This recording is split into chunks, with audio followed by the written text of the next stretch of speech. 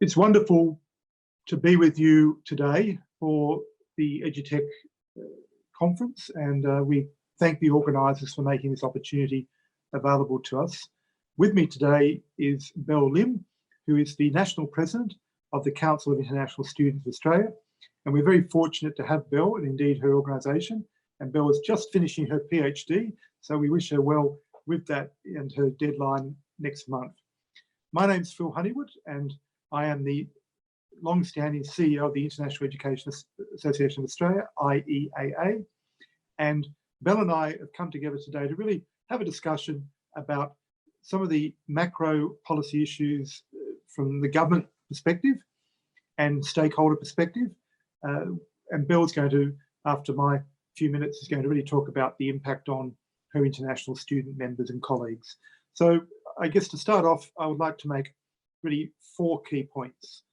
Number one, Australia has had an incredible success story over many years in building up a wonderful, welcoming, safe study destination reputation. But unfortunately, that reputation is now at major risk because, unfortunately, we have not done a great job in letting students know, many of whom are still stuck in their home countries doing online study, and the ones who are still here, letting them get proper communication around how supportive their education institutions and indeed their government here wants to be rather than actually has been. So now is an opportunity during a crisis to really ensure that we try and match some of our competitor countries such as New Zealand, Canada, USA, and indeed the United Kingdom with some of the policy frameworks that will be required if Australia is to, one, restore its reputation as a safe, welcoming, high-quality study destination country, and number 2, to ensure that we can bring students back with visa incentives. So my second point is that we are now negotiating with the Immigration Minister, Alex Hawke, MP, to ensure that students have got a guarantee of being able to come back here when the borders reopen and at no visa additional cost, recommence their studies or start their studies and get full credit for anything they've done in the online arena. I guess equally, we want to ensure that they get additional migration points for example, doing a professional year program. At the moment, if they graduate from an Australian education provider and they undertake a 1-year professional year program, they get 5 migration points for those who do want to get a migration outcome in Australia. And we've put a policy paper into Minister Hawke to double those migration points for 10. And then in equal measure, the students who have been patiently studying offshore online, we want to make sure that they have the opportunity to return to Australia, have no penalties in their visa arrangement, and that they can in fact also qualify for a 2-year post-study work right visa. Why do we need to do this? Well, the UK, for example, have now reformed their visas for international students, so they only have to do a 1-year master's to get a 2-year post-study work right visa to stay in the UK economy. In all of that, governance will be important, and Belle and I have the honour and privilege of serving on the National Council for International Education, which involves 6 federal ministers, chaired by Education Minister Alan Tudge, and 11 individual expert members.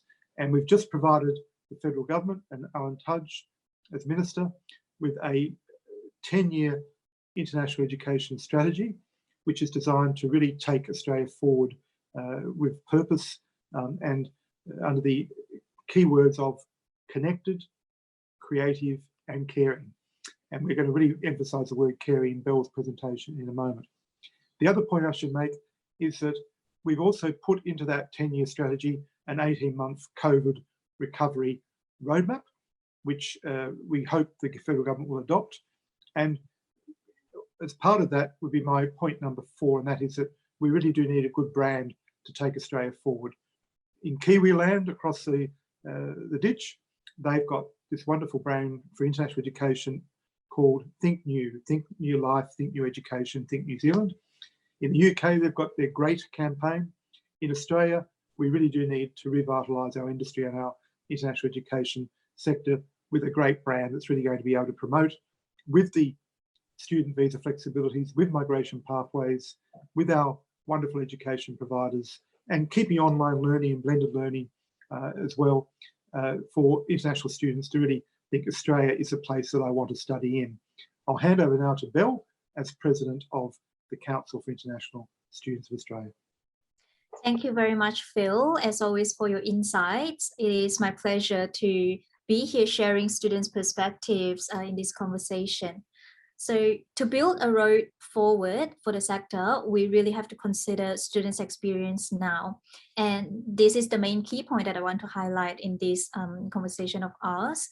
Even though the teaching content may not differ for the same course, I really want to highlight that the experience of the two cohorts of students, onshore and offshore, need to be considered distinctly and really be thought through in that way. We know that the recent CUILT survey that just came out for 2020, the quality of entire educational experience for students fell from 75% to 63%, which is quite alarming. It hasn't dropped that much in the past years, as far as I know. And it is also concerning that financial circumstances negatively affected study has increased for students in 28 to 47%, which is really high. So for onshore students, there are 3 points that I want to highlight. Firstly, in terms of financial hardship, we know that a lot of students are in this vulnerable position, and to maintain this high level of outcome, we absolutely need to build a safety net around and make sure that these students are supported. Secondly, the mental health, the impact of COVID on mental health cannot be underestimated. And thirdly, as Phil also spoke about, the importance of employment opportunities and the role that of post-study work visa plays into that. And in terms of offshore students, which is around 30 or maybe up to 40% of total students at the moment, it is quite a new situation for a lot of providers to find themselves in on how to serve these students that are studying online offshore. And we know that moving forward, there needs to be a lot more investment into the online delivery and make sure that the quality is not compromised by delivering online. And secondly, a lot of students, the main driver of coming to Australia is actually learning within the community. How do we replicate that online is a big question. How do we maintain the level of connection for these students offshore? And lastly, for students that are stuck offshore through absolutely no fault of their own, I really want to support what Phil mentioned about we need to have a compassionate response to these students in terms of student visa and 485 visa and migration points, really looking at how can we make it fair for these students and show that Australia as a sector really cares. And lastly, I want to touch on prospective students because I think a focus of this conference is looking at the future and how does Australia maintain as a leading study destination for students.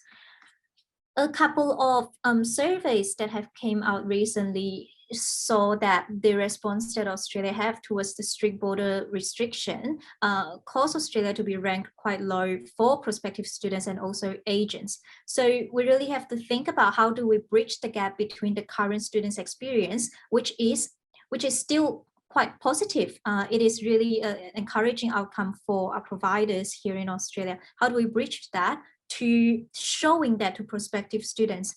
And I think that there are 3 things that are very important. Firstly, a reliable plan moving forward. As Phil said, the COVID response and recovery, we need to have a reliable plan and messaging that shows to prospective students that you can trust what our plan here. Secondly, in terms of the brand of Australia, one of the most attractive thing about Australia that I think is rarely seen overseas is the multiculturalism here in Australia and how successful. Of course, it is not perfect. No society is perfect, but this is really something that we can hone in on. And lastly, I would also like to share that from our perspective, from the Council of International Students Australia, we have seen how the student representation is in Australia. It is truly unparalleled compared to other competitive countries. And the sector leaders, including Phil and the governments, are really supporters of students and listening to students' voice. And this is one of the strongest really benefits that Australia has. So I'd also like to have a bit of discussion with Phil on and elaborate on a number of these topics. We know that COVID has been really through a curveball for everyone. What do you see is the biggest threat to the Australian international education sector right now? Belle, it's a really important question, and obviously we've now got Canada, UK, New Zealand, well, Canada, UK and USA who've opened their borders again to full fee paying international students. And they've done that quite genuinely because on equity grounds, they want students to be able to come back to complete their studies. And importantly, particularly America and Canada are saying they need the IT skills, the other skills that international students can bring back into their economies. So there's a real danger that Australia will miss out on these really incredible, resilient young people who come with wonderful attitude and determination, such as yourself, to succeed in a new culture and have to overcome enormous barriers to be able to show their resilience in a new country. The other key point is that Australia's long had a pedagogical advantage. We've been renowned, and you referred to this, we've been renowned as a country where we teach critical thinking, creative learning, and project team-based work. And these are the very attributes that, together with intercultural competency, that global employers now want from highly motivated, resilient global citizens. And Australia has had that pedagogical advantage, but now other countries, some of the ones I've mentioned, but also a number of Asian countries like Singapore and Malaysia, are actually teaching through this modem as well. And the point you made, I think is really important, is that how do you provide critical thinking, creative learning in education technology terms to really maximize the benefit that can be gained from that teaching and learning mode. So we really need to ensure that there's an indicative date for international students to know when they might be able to come back to Australia. At the moment, we're not optimistic until after the federal election's over in March, April next year. So semester 2 next year is looking more and more likely. Even if we get an 80% vaccination coverage of the Australian community, which is part of the new National Cabinet Plan, phase 2 and phase 3, then we still may have to wait because of politics until after the federal election in March, April next year. I want to pick out on something, one thing that you said about the skills shortage. I think this is a very important point about the benefit that international education brings to Australia in terms of the human capital. We often, at the moment, we've seen there's skill shortage in terms of hospitality and tourism. And going beyond that, there are also IT skills and really graduates, international graduates that they bring to Australia. Those are, often overlooked, and I think that they should be appreciated. So you mentioned that border closure really, at the end of the day, is the biggest factor that's threatening the sector and many providers right now. And it is a little bit out of the providers' control on this issue. How do you see that the sector and providers can respond to this? What can they do? Well, as you know, Belle, South Australia and New South Wales have put forward bona fide student return plans that initially involve small numbers of returning international students. Those two plans have been signed off by the two premiers and their chief medical officers and approved by the federal government. So we're hopeful that at least we can prove both to students who are stuck overseas, but also we can prove to the wider Australian community that we can bring back students in these two states, South Australia and New South Wales, bring them back safely and show the wider Australian community it can be done well. I guess the other point really is how do we ensure that the other states then get the momentum to support this? And in the whole competitive federalism situation we have now in Australia, clearly it's up to each state and territory government to decide when they'll let both returning Australians back into their borders, but also returning international students. So it's really problematic for the moment, but hopefully where we've got universities who are delivering Australian qualifications offshore, for example, RMIT Vietnam, Monash University in Malaysia, their enrolments in those countries have gone up dramatically because students are starting their Australian qualification at those offshore campuses and then hoping to come to Australia to complete them. In all of this, obviously, Australia's had to do a lot of work in the EduTech space. You mentioned the difficulties and challenges of online learning. Obviously, a lot of our education providers have had to really ramp up their investment, not just in the cost of new technology and new platforms, but also in training their teaching staff to be good teachers in the online mode and blended learning mode rather than in face-to-face. So these are some of the challenges that our education providers are having to face. And we're talking here at an EduTech conference. Yes, certainly. Well, in terms of the students' return, it is unfortunately very challenging time. The two plans that are very, very close to starting have been delayed because of the situation. I would also like to add to that education providers certainly can look at enhancing students' experience and really look at what can be improved at the moment in terms of delivery quality. Well, my last question is slightly related to what you touched on earlier, is how is technology going to transform international education? And how can Australia continue to deliver this kind of value online? It is a very competitive area. Well, I think, Belle, some great examples that I could point to where Australian universities and public TAFE have partnered with similar institutions in other countries. So, for example, Monash University at the University of Warwick partnership have been able for many years now to be able to have partnered lectures and tutorials with students at the University of Warwick in the UK and students here at Monash in Melbourne.